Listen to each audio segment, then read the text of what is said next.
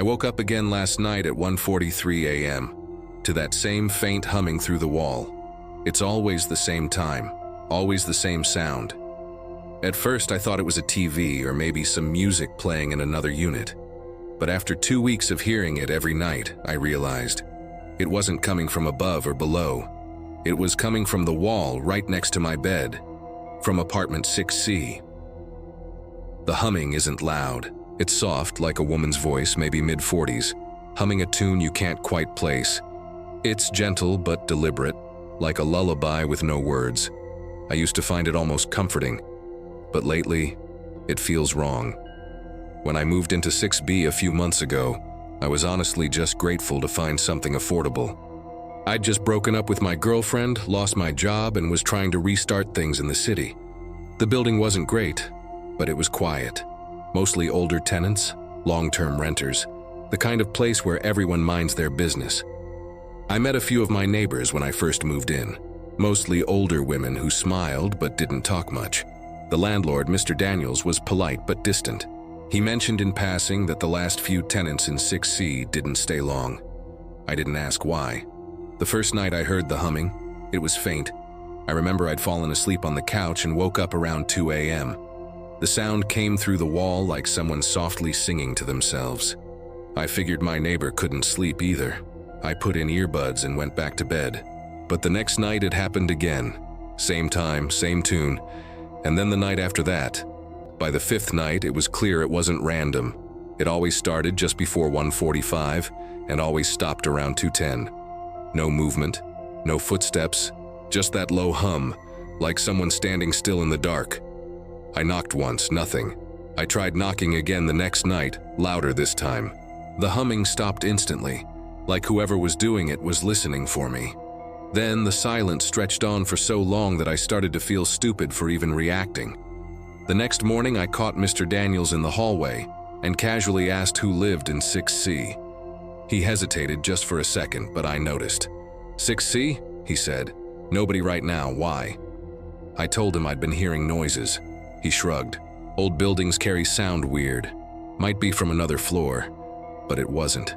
I knew that wall. My bedroom backed right against it. The sound wasn't traveling. It was coming from that exact spot, just a few feet from my head every night. That weekend I decided to test something. I stayed up, kept the lights off, TV muted. I waited in bed, staring at the digital clock. 1:43. Right on cue, the humming started again. I got up slowly, pressing my ear to the wall. It was clearer now. A woman's voice, humming the same slow, sad tune. Not random, not like someone passing time. It sounded practiced, like she'd been humming that same tune for years. I whispered, "Hello?" The humming stopped, and then, so faint I thought I imagined it, I heard whispering. A woman's voice right against the wall, saying something I couldn't make out. Her voice trembled, like she was scared. I froze there, my heart pounding so loud I was afraid she could hear it. Then, just as suddenly, everything went silent again. The next day I couldn't shake it. I told myself it had to be my imagination. Sleep deprivation, stress. Maybe I was projecting loneliness into the walls. But that night when I lay down, the sound came again. And this time it was different. The humming was slower, almost broken. Between the hums there were soft, shallow breaths, like someone crying quietly. I finally snapped. I grabbed my phone, stepped into the hallway, and knocked on 6C's door. No answer. I knocked again, harder. The sound stopped instantly. I put my ear to the door. Nothing. Not even breathing. The next morning I went straight to the landlord's office. I told him flat out that I knew someone was in 6C. He looked tired, like this wasn't the first time he'd had this conversation. He sighed and said quietly, "You're not the first tenant to ask about her." I felt my stomach drop. Her? He looked around the hall before continuing. The woman who used to live in 6C, her name was Evelyn. She'd been here almost 15 years. Kept to herself, never caused problems. About 2 years ago, she passed away. They found her in bed. Heart failure. It was days before anyone realized she was gone. He hesitated again. "The humming you hear, it's not possible. 6C's been empty ever since. I never rented it out again. I didn't know what to say. He offered to let me see for myself. So that afternoon, he unlocked the door to 6C and let me in. The apartment was stripped bare. No furniture, no boxes, just a faint stale smell of dust and old paint. But one thing caught my attention. A faint mark on the wall where my bed was on the other side. A small, uneven patch in the paint, as if something circular had been pressed there for years. I stepped closer. The landlord said, "That's where her bed used to be, right against that wall, same place as yours." That night I moved my bed to the opposite side of the room. I told myself it was just a coincidence, a trick of memory, or some leftover noise from the building's pipes. But at 1:43 a.m. the humming started again. Only this time it came from behind me. I froze. The humming wasn't coming from the wall anymore. It was softer now, but unmistakably behind me, inside my apartment. I turned slowly, scanning the dark room. The window was shut, the door was locked. My phone light shook in my hand as I aimed it around. Nothing, just shadows. The humming faded again and the room went dead quiet. I barely slept after that. By morning, I convinced myself it had to be in my head. Maybe sound bouncing off the walls. Maybe my brain replaying it. I'd been running on 4 hours of sleep a night, drinking too much coffee, thinking about that story of the dead tenant. It was starting to make me feel crazy. That night I tried something different. I left my phone recording on the dresser near the wall. I didn't want to watch or listen live, just wanted proof that the noise existed. I set the app to record automatically around 1:30 a.m. and went to sleep with earplugs in. The next morning, I listened back. At first, it was just the faint hum of my air conditioner.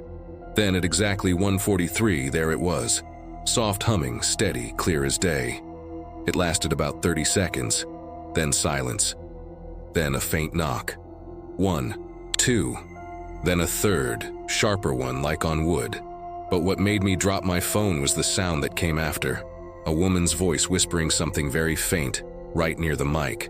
I couldn't make out the words, but it sounded like, "Don't move it." I stopped the recording immediately and just sat there in silence. Don't move it? Move what? My bed? The mic? I tried to rationalize. Maybe it was the sound of someone in another unit. Maybe the mic glitched, picked up old static or something. But part of me knew better. That night I didn't sleep in my bedroom. I stayed on the couch with the TV on, trying to drown everything out. Around 2 a.m., I muted the volume for a second. The building was completely still. No footsteps, no humming. Just silence. For a moment I thought it was finally over. Then the TV flickered, just a brief stutter in the light like someone had walked in front of it. I looked toward the hallway. From that angle I could see my bedroom door, half open. And in the dark, through the narrow gap, I heard it again. The humming, softer now, closer. I didn't move for what felt like 10 minutes. The sound faded, then stopped completely. I didn't hear anything else for the rest of the night. The next morning I called my friend Sam, the only person who knew I'd been having trouble sleeping. I told him everything. He's one of those, there's a logical explanation for everything types, so I figured he'd help me think straight. He came over that afternoon. We went into my bedroom together. I showed him the wall, the mark in the paint, and played the recording. He frowned, trying to look unimpressed, but I could tell it got to him too. Then he said, "If you think it's sound from next door, we can test it." He knocked on the shared wall 3 times. We waited. Nothing. He knocked again, harder. A few seconds later, we heard it. 3 faint knocks in return. Perfect rhythm. He looked at me, trying to play it off with a grin, but his eyes said otherwise. "Could be pipes," he said quietly. "Pipes that knock back?" I asked. We stood there a while longer, neither of us wanting to say anything. Eventually, he shrugged it off, told me to get out of the house for a few days, stay with someone, get rest. So I packed a small bag and left that evening. I crashed at his place on his couch, watched a movie, tried to feel normal again. When I finally fell asleep, I felt like I could breathe for the first time in weeks. When I woke up the next morning, Sam was already in the kitchen making coffee. He looked tired. He didn't say anything at first, then he asked, You said your bed's against the right-hand wall, right? Yeah. Why? He rubbed the back of his neck, hesitating. Because last night, around 2 a.m., I thought I heard humming from the spare room, same tune as your recording. I didn't go back to that apartment. I broke my lease 2 weeks later. I didn't even pack everything. Just grabbed my essentials and left. A few days before moving out, the landlord texted me to remind me to return the keys. He added, "If you see anything unusual in there, don't touch it. The walls are being checked for structural issues." I didn't ask what he meant. But on my last visit, when I went in to grab my remaining boxes, I noticed something I hadn't before.